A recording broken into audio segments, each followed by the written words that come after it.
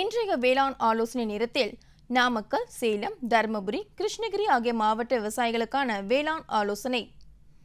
தீவன சோளம் சாகுபடி செய்து கொண்டிருக்கும் விவசாயிகள் அடியுரமாக ஏக்கருக்கு 10 டன் மட்கிய தொழு உரம் இட வேண்டும். அத்துடன் 1 கிலோ அசோஸ்பைரிலம், 1 கிலோ பாஸ்போபாக்டீரியாவை 10 கிலோ மண் மற்றும் மணலுடன் கலந்து அடியுரமாக இட வேண்டும். மேலும் ஏக்கருக்கு 39 kilo urea, 100 kilo super phosphate, 26.72 kilo muriate of potash 3ஐயும் அடியுரமாக இட வேண்டும். ஒவ்வொரு அறுவடைக்கு பின்பும் 39 கிலோ யூரியாவை மேலுரமாக இடுவது அவசியம்.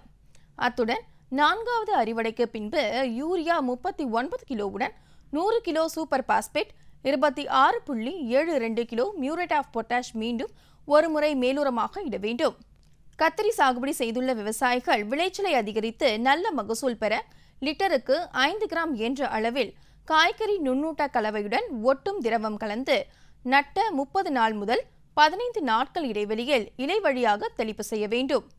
மக்காச்சோளம் சாகுபடி செய்ய உள்ள விவசாயிகள் மகசூலை அதிகரிக்க ஏக்கருக்கு 12 கிலோ மக்காச்சோள நுண்ணூட்ட கலவையை 120 கிலோ மட்கிய குப்பையுடன் கலந்து ஊட்டமேற்றி மக்காச்சோளம் விதைக்கும் போது அடியுரமாக இட வேண்டும். வாழை சாகுபடியாளர்கள் காற்றின் வேகம் அதிகரித்து காணப்படுவதால் தார் போட்ட வாழை மரங்களை மூங்கில் அல்லது சவுக்கு மர குச்சிகளை கொண்டு முட்டு கொடுக்குமாறு அறிவுறுத்தப்படுகிறார்கள்.